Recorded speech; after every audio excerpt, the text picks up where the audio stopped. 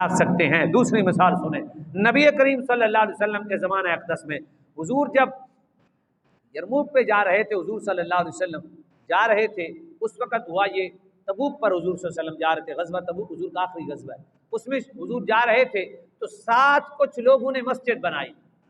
قرآن مجید میں ذکر ہے مسجد بنائی، 10ویں پارے میں اس کا ذکر ہے۔ تو جب انہوں نے مسجد بنائی تو ہوا یہ کہ مسجد ان کی تعمیر ہو گئی، صحابہ تیاریاں کر رہے تھے، وہ جانے کے لیے انہوں نے جانا تھا جنگ کے اوپر، اور نبی علیہ الصلوۃ والسلام کی جنگ کی طرف جانا تھا، تو انہوں نے آ کے کہا کہ ہمارے بوڑھے لوگ ہیں، بارش آ جاتی ہے، کیچڑ ہوتی ہے، لوگ نہیں آ سکتے، لہٰذا اس مسجد میں آپ ایک نماز پڑھا دیں اور پھر تاکہ برکت ہو جائے گی، ہم وہاں نماز پڑھتے رہیں گے، جو یہاں آ جائیں گے باقی ہم وہاں پڑھ لیں گے۔ یہ حضور کے ظاہری زمانے کی بات ہے، بات بڑی سمجھنے والی ہے۔ مسجدیں کسے اللہ دیتا ہے، یہ قرآن مجید کے دوسرے مقام سے میں بتا رہا ہوں۔ اور پھر ہوا یہ کہ میرے آقا نے فرمایا میں ابھی مصروف ہوں، میں واپس آ کے دیکھوں گا۔ حضور چلے گئے، غزوے پہ گئے،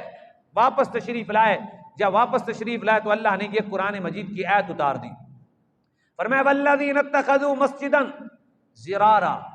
مسجدن ضرار، مسجد ضرار، نقصان دہ مسجد، کیا قرآن مجید ہے، بنائی انہوں نے مسجد ہے، کہا بھی مسجد ہے اللہ نے، والذین اتخذوا مسجدا ضرارا وکفرا وتفریقا بین المؤمنین وارصادا لمن حارب اللہ ورسولہ من قبل۔ اللہ رب العزت نے فرمایا وہ لوگ جنہوں نے مسجد بنائی، ضرار مسجد، نقصان دینے والی مسجد، کفر کرنے کے لیے مسجد، تفریق مومنوں کے اندر ڈالنے کے لیے مسجد، اور ان لوگوں کو روکنے کے لیے جو اللہ رسول کے لیے لڑتے ہیں، جنگیں کرتے ہیں، اللہ کے نام پر اپنی جانیں فدا کرتے ہیں، فرمایا کہ جب ان سے پوچھا گیا تو وَلَا يَحْلِفُنَّ إِنْ أَرَدْنَا إِلَّا الْحُسْنَىٰ، انہوں نے کہا ہمارا ارادہ تو اچھا ہے، ہم مسجد ہی بنا رہے ہیں، کون سا برا کام کر رہے ہیں، ہم تو مسجد ہی بنا رہے ہیں، تو ہم سے برا کام ہی نہیں کر رہے، وَاللَّهُ يَشْهَدُ إِنَّهُمْ لَكَاذِبُونَ، اللہ نے فرمایا اللہ گواہی دیتا ہے یہ جھوٹے ہیں، جھوٹ بول رہے ہیں، انہوں نے مسجد نقصان کے لیے بنائی ہے، انہوں نے مسجد کفر کے لیے بنائی ہے، انہوں نے مسجد تفریق کے لیے بنائی ہے۔ رسول اللہ صلی اللہ علیہ وسلم نے حکم دیا صحابہ کو، فرمایا جاؤ یہ مسجد گرا دو، جون سی مرضی تفسیر اٹھاؤ، حدیثوں میں ہے صحابہ گئے اندر نماز پڑھ رہے سن، اندر مسجد میں وہ نماز پڑھ رہے تھے، چھتیں اس وقت چھڑیوں کی ہوتی تھیں، کھڑے کھڑے صاحب نے چھت کو آگ لگا دی، وہ بڑی مشکل سے باہر گئے اور پوری مسجد ملیا میٹ کر دی۔ اور ایک دفعہ خلفائے راشدین میں سے کسی کے دور میں ایک صحابی کو وہ جگہ ملی کہ یہاں گھر بنا لیں، اس نے کہا یہاں میں نے گھر نہیں بنانا، مجھے کوئی اور جگہ دیں، یعنی مسجد صرف اور صرف کس لیے بنائی جا سکتی ہے، سنیں اگلی آیت میں ہے، اللہ نے فرمایا فمن اسس بنیانہ علی تقوی من اللہ ورضوان، فرمایا مسجد وہ مسجد ہے جو اللہ کی رضا پر مشتمل ہو، جس کی تقوی پہ بنیاد رکھی گئی ہو، جس کی پرہیزگاری پر بنیاد رکھی گئی ہو، فرمایا ہاں الت من اول یوم احق ان تقوم فیہ، فرمایا پہلے دن سے جس کی تقوی کی بنیاد رکھی گئی وہ مسجد نبوی ہے، اور اس سے پہلے جو رسول اللہ صلی اللہ علیہ وسلم نے مسجد تعمیر فرمایا فیہ رجال، فرمایا اس میں جو مرد نماز پڑھتے ہیں یحبون ان یتطہروا، فرمایا وہ پاکی کو پسند ہی بڑا کرتے ہیں، ان کا اندر پاک ہے، ان کا بیر پاک ہے، ان کا لباس پاک ہے، پاکی کو پسند ہی بڑا کرتے ہیں، واللہ یحب المطہرین، فرمایا اللہ تبارک و تعالی جو پاک لوگ ہیں ان سے محبت ہی بڑی فرماتا ہے۔ تو یہ قرآن مجید میں اللہ تبارک و تعالی نے یہ تعلیم عطا فرما دی کہ مسجدیں صرف کس کی ہیں جی، آپ دیکھیں ہمیں رب نے فرمایا ہے، اس میں فساد اور لڑائی کی تو بات ہی نہیں ہے، قیامت تک مسجدیں ہماری ہیں، یہ اللہ کا شکر ہے۔ اور میں آپ کو ایک بات بتاؤں، جتنے دوست سن رہے ہیں آپ کو میں آپ کا تصرف اللہ کی بارگاہ میں مقام فضیلت اور مرتبہ سناؤں، اگر کوئی شخص چاہے کہ میں مسجد بنانا چاہتا ہوں، کوئی شخص چاہے مومن جہاں بھی ہے وہ چاہے میں مسجد بنانا چاہتا ہوں، تو اس کو مفتی بلانے کی ضرورت نہیں ہے، جمعے کی الگ بات ہے، ویسے مسجد بنانا چاہتا ہے جگہ، اس کو عالم بنانے کی ضرورت نہیں، وہ جگہ اس کی اپنی ہو، وہ زبان سے کہہ دے یہ مسجد ہے، بس اسی وقت جو مسجد کا ثواب ہے اس زمین پر اللہ عطا کرنا شروع کر دے گا۔ یہ مومن کی اتنی پاور ہے، یہ صرف اس اتھارٹی مومن کے پاس ہے،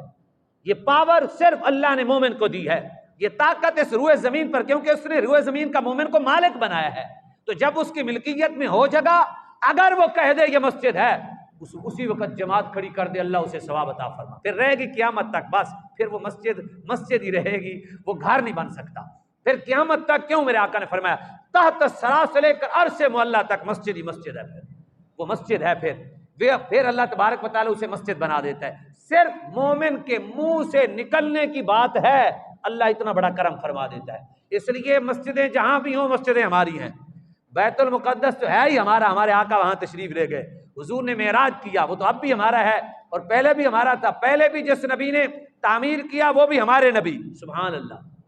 آج ہم سلیمان علیہ السلام کا ذکر کریں، ہماری صورتوں میں ہمارے قرآن پاک میں ہم ان کی تعظیم کریں، ہم علیہ السلام کہتے ہیں، کسی کو قوت نہیں ہے کہ وہ نبی کا نام لے کے علیہ السلام کہے، ہم علیہ السلام کہتے ہیں ہر نبی کے ساتھ، الحمدللہ ہم نام لے کر ساتھ سلام پڑھتے ہیں۔ اور الحمدللہ یہ جتنی لوگوں نے کام کیا، سب سے پہلے جس نے بنایا وہ بھی ہمارے نبی صلی اللہ علیہ وسلم کے چچا میں سے تھے، نبی کریم صلی اللہ علیہ وسلم کی، انہوں نے یہ مسجد تعمیر کی، تو قیامت تک مومنوں کی ہے مسجد۔ یہاں میں چھوٹی سی بات کر دوں، اللہ تبارک و تعالیٰ نے قرآن مجید میں سورہ بنی اسرائیل، جس کو ہم سورہ اسراء بھی کہتے ہیں، یہاں میں آخر میں بات کروں تاکہ ہمیں بات بھی سمجھ آ جائے اللہ، لیکن یہ ہوا کیوں؟ سارا کچھ تو ہمارا ہے تو سارا وارث ہم ہیں، خلیفہ ہم ہیں، دین اللہ ہمارا غالب کرے گا، خوف ہمارا ختم کرے گا، امن ہمیں عطا کرے گا، ہم اللہ کے بندے ہیں۔ قرآن مجید میں اللہ نے کسی مومن کی بے عزتی نہیں کی،